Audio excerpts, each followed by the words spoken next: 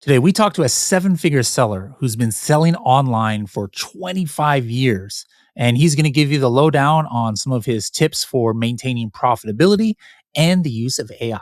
How cool is that? Pretty cool, I think.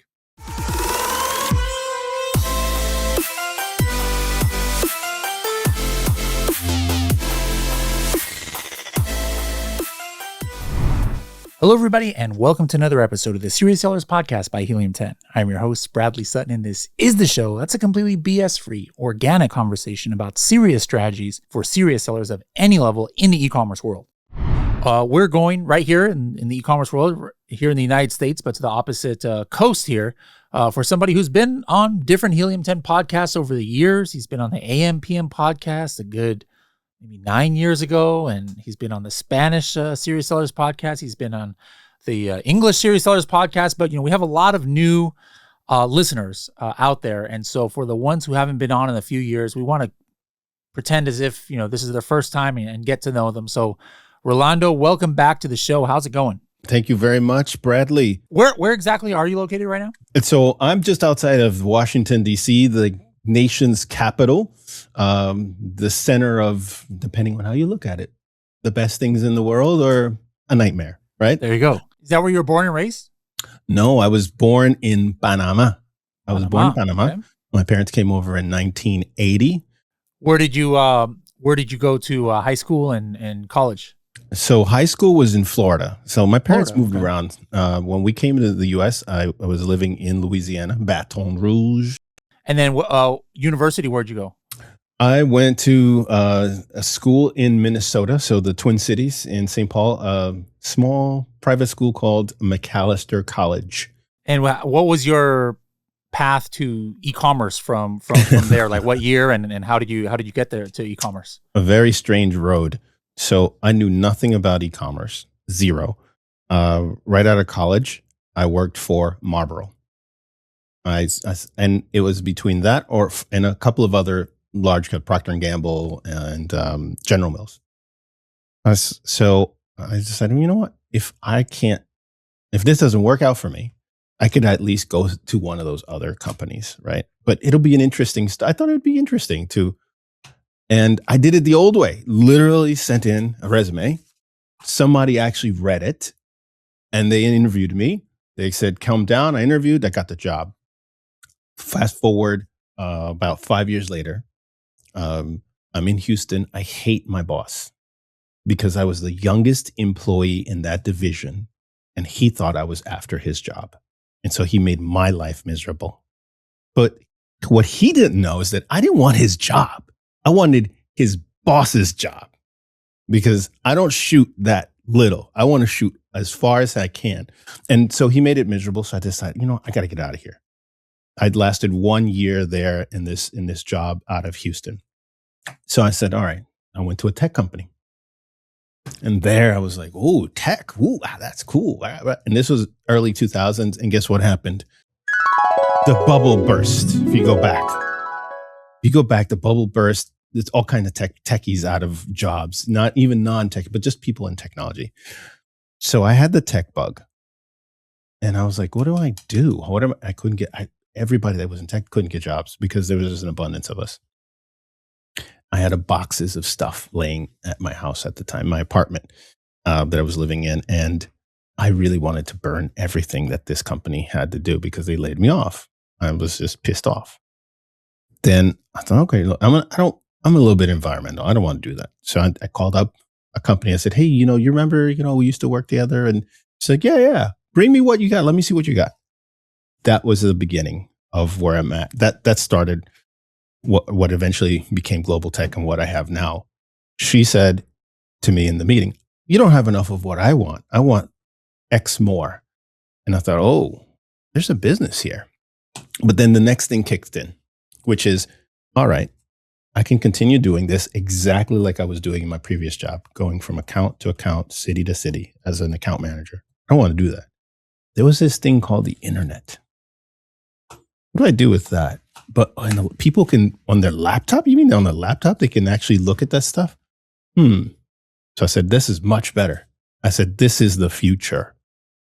the fact that you can do this and get the information at the time, if you're in the B2B world, okay, which is where I was, you had to go deliver and bring the paper and the details and the proposal and the whole thing over to the customer.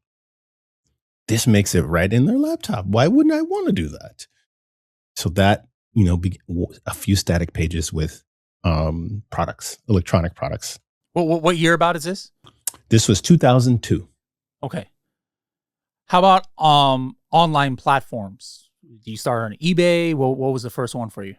Our own website was the best platform because at that point, people were doing stuff on eBay, but I found very quickly that, wow, there's this thing called Google AdWords.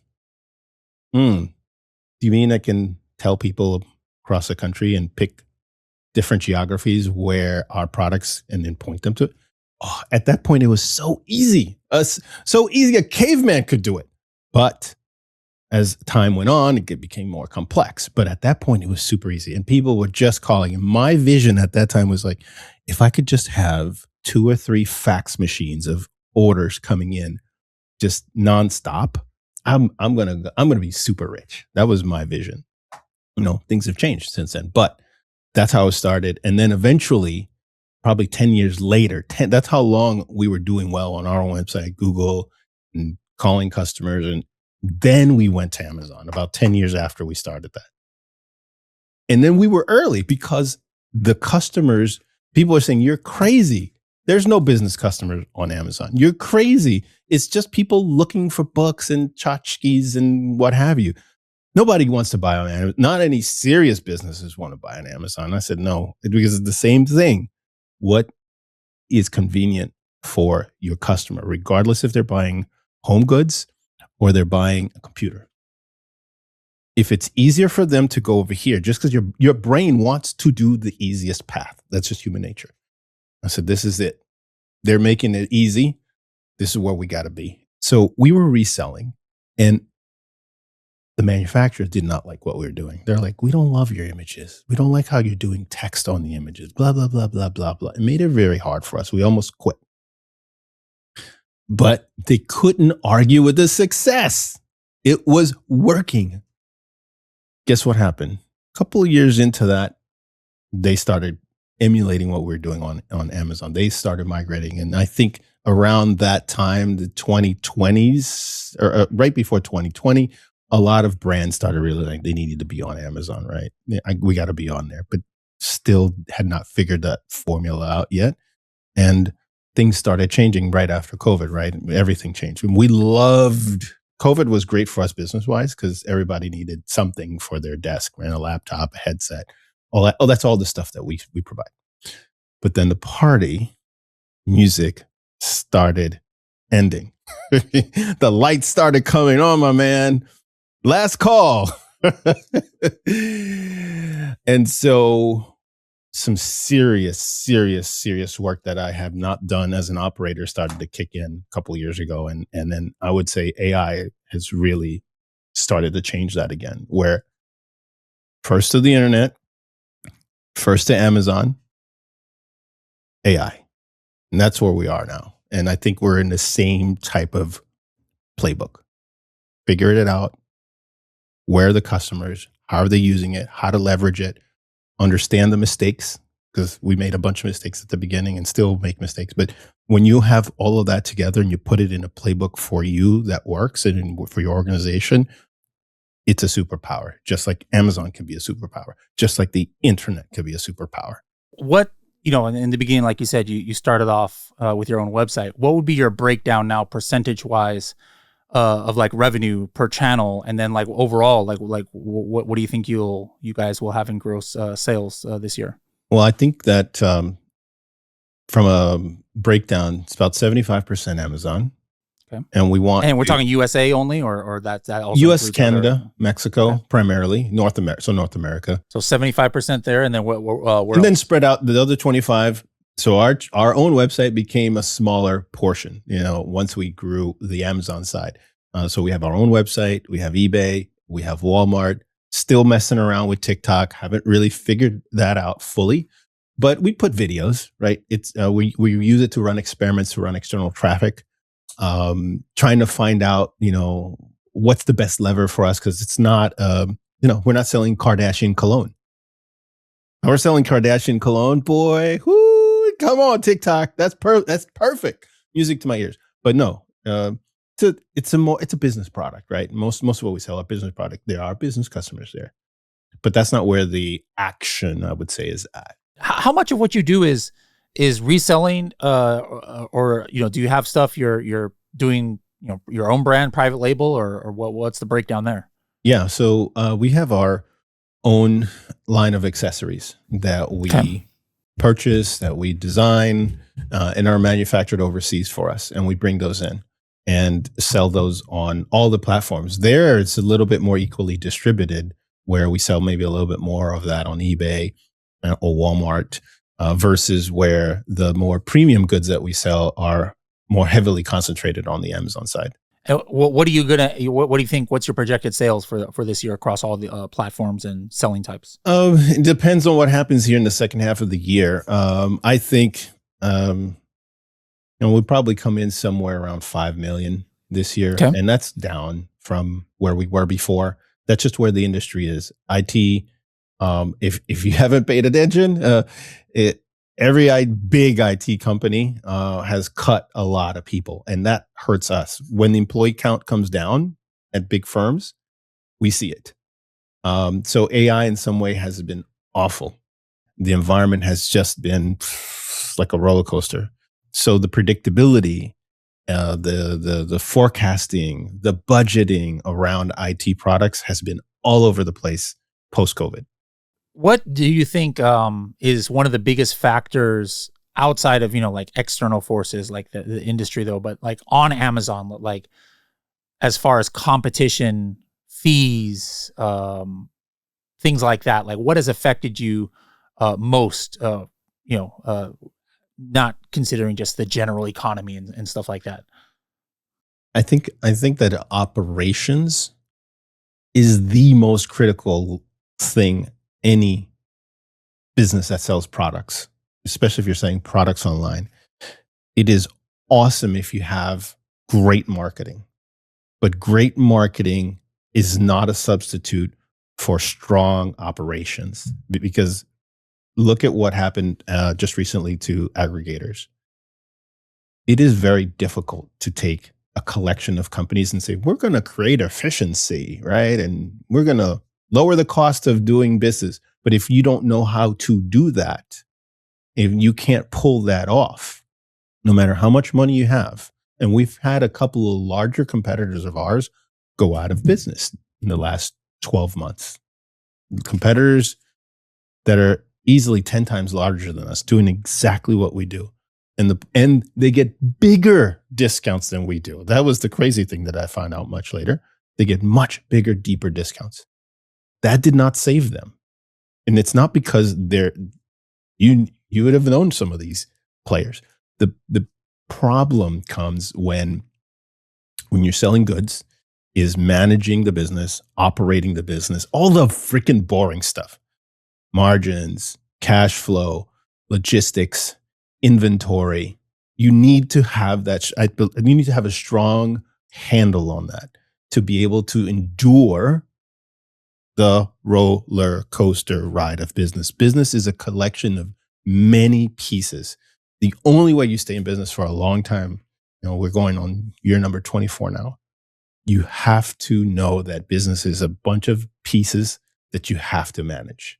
And marketing and advertising, which I love, I could do that all day long, is just one part of the equation. You got to be good at it. You got to get better at it, but it's one piece of the equation. If you can't manage cash flow, you're going out of business. No matter what discount you get, and this is why I bring it back to this competitor of ours, they were getting like 70% off. That's insane in our business. Insane discounts. But they could write $1 million check. Here, send me inventory. Here, there's another $1 million check. Problem was, when they filed for bankruptcy, turned out they had over $10 million of inventory sitting. And if you're not turning that inventory over, you got to pay those bills. right? If you're not turning, that's fine. You got 80% off on all of that from the manufacturer. But if that stuff isn't selling, it's gonna choke you. So What's your sweet spot for inventory? Like what do you try and keep your you know how down to a often month, you're ordering, etc. down to a month. I used to, and that's because inventory, with the exception of stuff that we get from China, because there's a little bit longer lead time, maybe 4 weeks for some goods. A lot of the products we get them from the US. So literally 2 days. Boom. In 2 or 3 days, it's in our warehouse. And are these FBA or are you both fulfilling yourself? FBA and MFN, okay. Both. We do both. I think if you're not exploring MFN, you're doing yourself a disservice, because what I could tell you what we've seen. We've seen since COVID, and during COVID, we saw a surge of FBA, and we had to be an FBA. Like everything had to be FBA because people wanted that. They wanted to see Prime badge on there, basically. They still do, but the expectations have changed a bit. And what we started seeing slowly from about 2022 to now is that our MFN profile, our sales started slowly growing and growing and growing and growing. And what we found was businesses started coming onto the platform in a bigger way. Government agencies now are authorized to buy on marketplaces, not just Amazon, but any marketplaces. They didn't have that authorization before. And as more businesses, small and large, are on the platform, on Amazon, they're not as bothered by the Prime badge. They know that, oh yeah, 5 days is fine. Yeah, I'll come into the office on Monday, it'll arrive, fine. It's not as urgent. And that has allowed us to bring down inventory and make it so that if we need to have inventory, we only need to carry about a month and no more than that.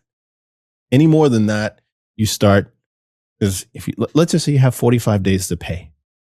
What happens if things slow down at Amazon? What happens if Amazon takes longer to process your stuff through FBA, right? All of that stuff starts adding up over time. And then what you end up doing is, now I'm saying also from personal experience. All right, let's go get that loan. That'll float us through for the next 4 months until all this stuff sorts out. And you do that again 2 years later, and then 2 years later, and you're like, all of a sudden, you have what happened to have our competitor. Mm-hmm. Those loans start stacking up, and you got to pay them. So the more inventory you have, as I think Tim Cook said this, I think it was him. He said that inventory is evil. I may be paraphrasing this, something to that extent. And it's evil in the sense that you need to have it to make money. Too much, you will go bankrupt. And that's what happened to, Circuit City, Fry's, Radio Shack to a certain extent. They all were victims of some change technologically, but at the heart of it, total mismanagement, and inventory was at the root cause of it.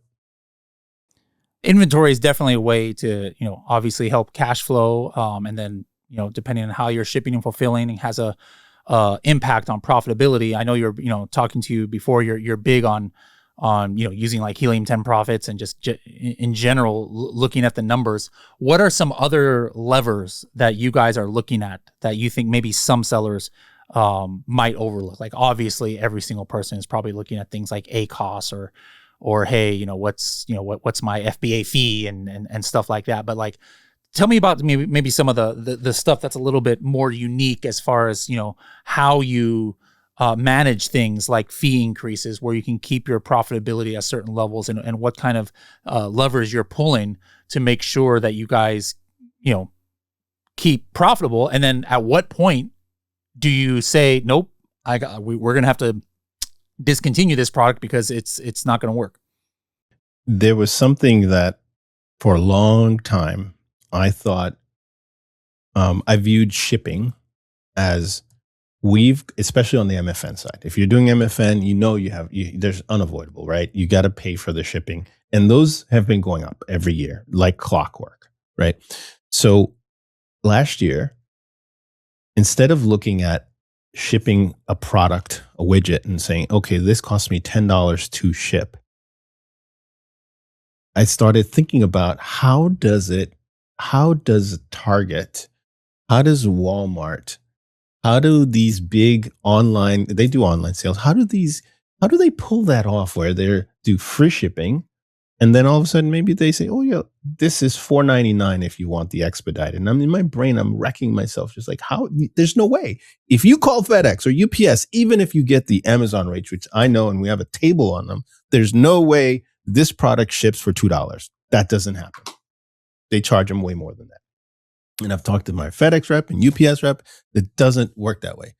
So then something hit me that we tested and it's working well. And I think anybody that's doing MFN could do this. What you do is look at shipping costs differently. You have to look at it as a shared cost so that you still offer free shipping. But then the next tier up is something more reasonable, like $5.99, $6, just like what all the other websites are doing, as well as offering expedited shipping. And that may be $10, $15, or $50, whatever. You have to look at the economics around it for your situation. And we number crunched and did all of that. And we used some AI to help us number crunch. And what we found was when you look at it as a cost sharing versus just a COGS on every single unit, people tended to not just get the next step up in shipping. They went straight to expedited. And on the expedited side, because they're fully paying at that point, they are fully paying for the cost of that with some extra that we add. It's subsidizing many other things. So now overall, when you now include all your shipping, your all-in shipping cost for all your products, you're like, whoa, we just made more money this month because we collected more in shipping than we did the previous months.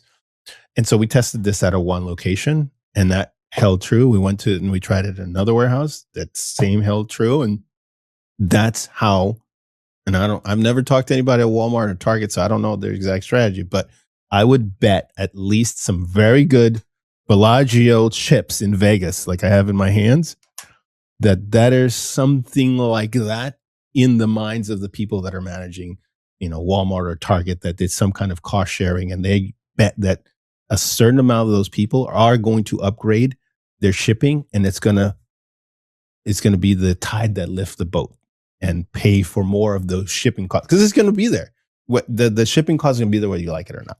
So let's try to defer or offset some of that, right? Rather than looking at it like every single unit out the door, it's got to pay $10, right? And that alone can add a couple more points to your profitability, which depending on that market that you're in or category could be huge. 2-3 extra points could make a big difference between being unprofitable and having profits in the bank. At what point do you decide to raise prices? Like, hey, there's this fee or there's this tariff or and I can't manipulate other things. I'm just going to have to raise the price. And how do you decide how much? You have to know your margins, first of all. And it's easier than ever using AI. But I'm going to warn you, if you're using AI for margins, the AI as we know it today, I'm a bit disappointed.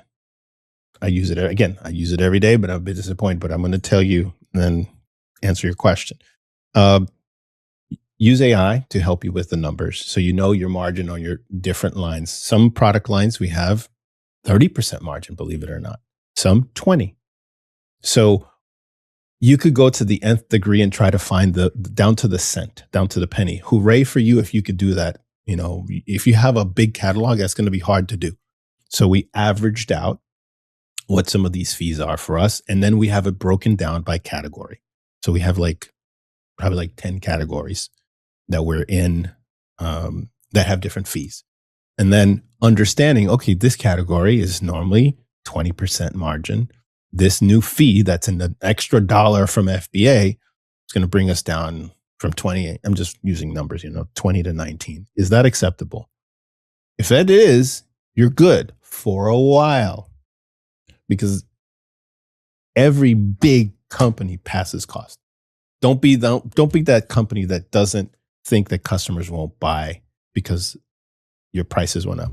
Quite the opposite. And this is the difference between just marketing and then operating. When you're operating, you're going to have the data. You're going to have the data on what you can do. You're going to have the data on your ideal customer. And you have to know that customer better than they know themselves. Just like the FBI or NSA or CIA, they know you, Google, they know you better than you know yourself. You have to become that. And that to some extent has to do with marketing, but you have to understand the numbers behind the numbers and the story behind the numbers. And AI is awesome at that. Give me a data story around these numbers. Tell me what this means. It's good at that. The part that's going to be hard if you're just going to do this with AI is the next piece, which is what should I do now? And it's going to theorize this, that, or the other. But when you understand the behavior, you understand the patterns, you understand what that customer is, maybe you find out, hey, you know what? The data is telling us silver tumblers are out. The data is telling us people want black with, a death face on it. I know you're into the Gothic thing. Death looking face. That's the thing. Everybody else is selling white and silver tumblers because they're flashy. I guess, you know what? We don't need to go viral for that. We just need to find enough customers that will pay $50 on a product that's $2 a pop to buy. We're going to make enough. Let everybody else worry about how they're going to sell 1 million units on something that sells for $10. Let them. We're going to be around for a while selling this $50. And if we got to, we'll come down a little bit. We'll offer some discounts here and there. But I'd rather go where I have more room to play, because the tighter your margins are, the more, or I should say, the fewer mistakes you can make. There's just little room for error. And if you don't increase your you don't increase your prices, you don't stay on top of those margins, you're going to have little room for error. And one error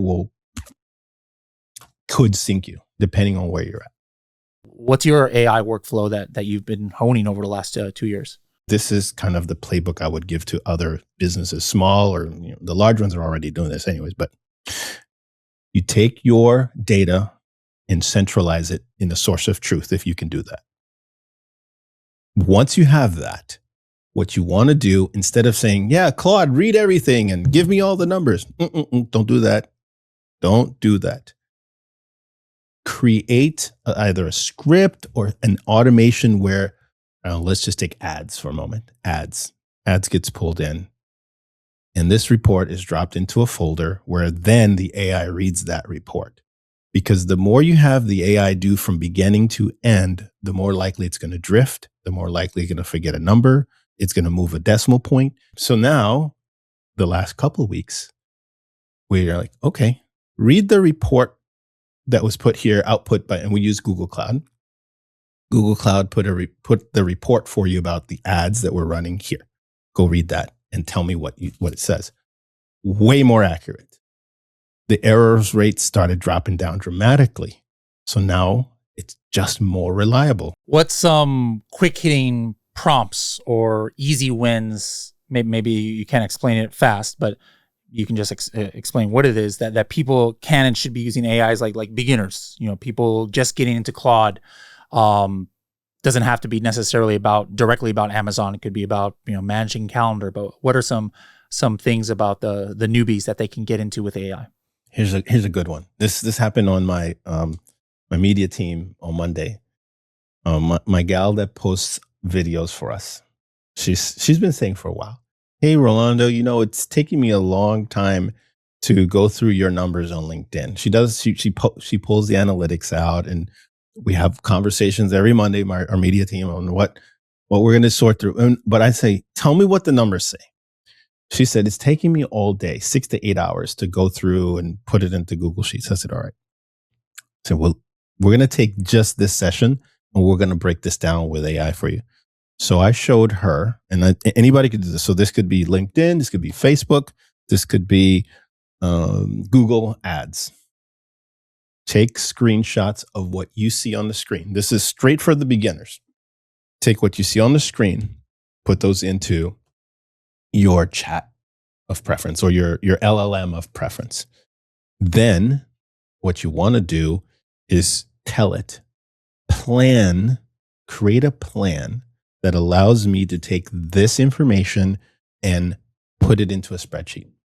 Because most people are going to do that anyways, right? So got my 5 or 6 screenshots. I've attached those to my LLM of choice. So it'll plan, and you want to give it a go. So I want you to take those numbers and I want you to put those metrics into a spreadsheet for me. And you tell it, what spreadsheet or whatever you want, where you want it output, and it will do that. No need for manual typing and entering. And she was doing all this manually. And she said to me, and I think this took maybe 15 minutes from beginning to end when we started, giving her instructions what to do. And then once we finished, we asked in this case, we're using ChatGPT. It created a skill to repeat this. So essentially, it created automation. That's what skills are really, just automations. All she needs to do from now forward until we go to the next phase, which is a little more advanced, all she needs to do is add the screenshots. It's going to then take all that data, put it on this desired spreadsheet that we go over every Monday. 6 hours saved from her time.